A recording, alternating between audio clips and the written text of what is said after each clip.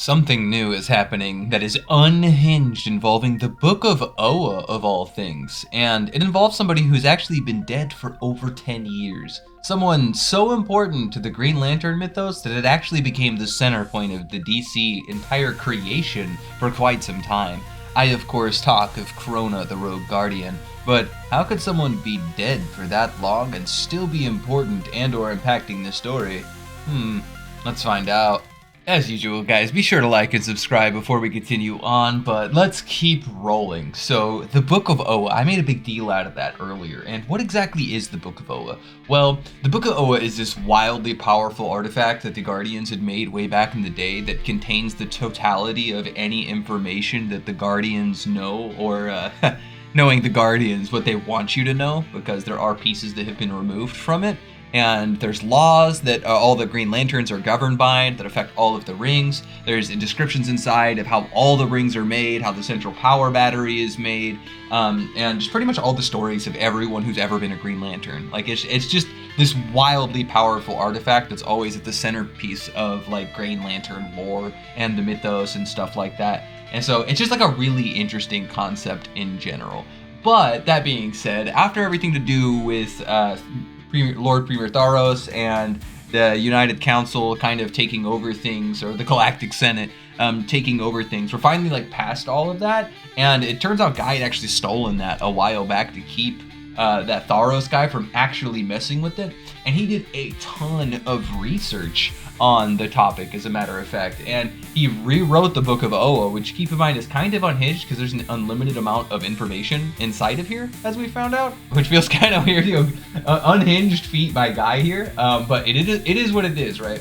But effectively, as he began digging into the Book of Krona and figuring things out, he found out all sorts of stuff that the Guardians had just talked about and referenced, and like all sorts of shit.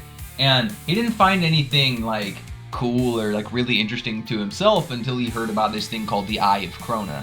Now, the Eye of Krona is something we touched up before in a prior video where we were kind of messing with that a little bit. The Eye of Krona is effectively like this piece of glass made out of source materials. Apparently, whenever you look at it through the Book of Oa itself, things kind of change. What do I mean by that? Well, look at this scan. Apparently, the Guardians back in the day, the Book of Oa wasn't just written with the with all in like the green color spectrum. No, it's actually written in all spectrums. And the only way to view that and figure out like the other interpretations of any of these things is by looking through that source material glass, or Krona's eye, if you will. Hence the thumbnail up top over here. Now, that being said, the Guardians don't remember any of this shit because they were like entirely reborn, brand new out of like pure source energies. So like they might as well not even be the same Guardians anymore. So they don't have memories of like any of that. Well, why is any of this important? Well, Starbreaker sent his minion, Nathaniel Boone, or like the Sorrow Lantern, to show up, beat up Guy with his Sorrow hacks, and then take the Book of Oa from him. So like this maniacal villain essentially has this shit now. Now, that being said, those are all problems for another day, but what's the significance of being able to look at the Book of Oa and to be able to see all these different colors coming from it? Now, there's a few implications here that do not make sense with our timeline, so we have one of two options we can really mess with, if I'm being honest. So, if this is the Eye of Krona, Krona has such significance inside the Green Lantern mythos, especially inside like the New 52 and things along those lines. Krona was this guy obsessed with emotions and thought that emotions were the natural way for beings to ascend upwards, to become more powerful, and that beings should embrace emotion unlike the rest of the Guardians. And he became a rogue Guardian as a result of that by doing all sorts of stuff that triggered them. One of which was peering into the dawn of existence and seeing the very hand that crafted everything that was. That's what I was talking about whenever I said earlier about being the center point of like the entire DC mythos, because traveling to before the dawn of time led you to this hand creating everything. And that's all we knew for the longest time. But Krona was wildly advanced whenever it came to his emotions. He scaled above all the entities simultaneously and was throwing hands at the strongest lanterns and all the guardians simultaneously and walking away with W's. This guy was kind of unhinged, but basically he was all about emotions. So, finding out that there's this artifact called the Eye of Krona that allows you to look upon the Book of Oa, which, keep in mind, would have been written by a bunch of the Guardians, possibly Krona included, and it has like several different variants. Well, the rest of the Guardians all forsook their emotions. Krona did not. And the timeline that exists is Krona goes back in time to see the dawn of time. As a result, the multiverse is formed from that. Since the multiverse is formed, Volthoom shows up, immediately looking to spread emotional technology to other people, and the Guardians hadn't messed with emotional technology up until that moment. That was just something they were not aware of or had access to. Krona's locked away for his actions.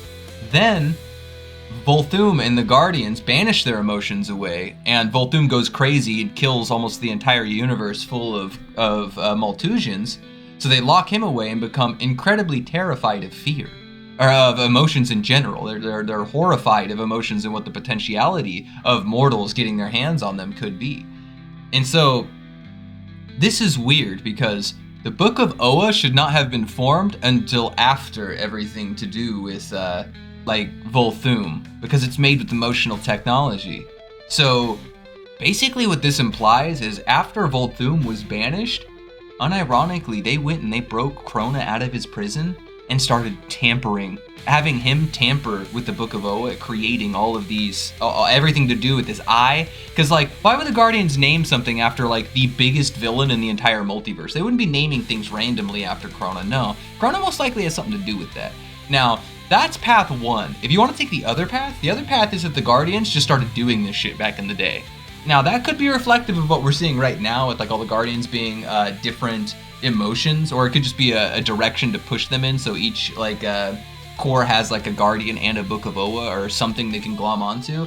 But like, I don't know, the prior seems a little bit more probable from like historical perspective, but the latter definitely seems more probable from a narrative perspective. So it just kind of depends on what you think. But either way you look at it, the Guardians just have more dirt on their floor, bro. They've got more secrets in their closet that they are just keeping.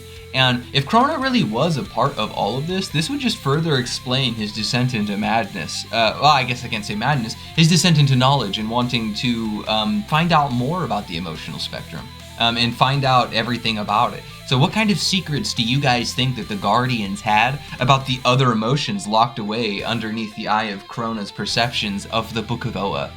Because I'm really curious to find out. And who knows, I might pin the best comment down low, so best of luck, guys. That being said, there is one thing that kind of blows my mind about this whole situation. This Eye of Krona is pure source materials, boys. That's unhinged. If the Guardians or Krona were dealing with that 10 billion years ago plus, yo, crazy scaling for the Guardians and the Krona. Guess there might have been a reason why he blew up Marvel and DC. That guy kind of makes some pretty powerful shit. And speaking of that, like, yo, I got this theory about some technology floating around in the universe that I think might be Krona's, so stick around for the next one, boys and girls. We'll see you next time. Later, Lanterns.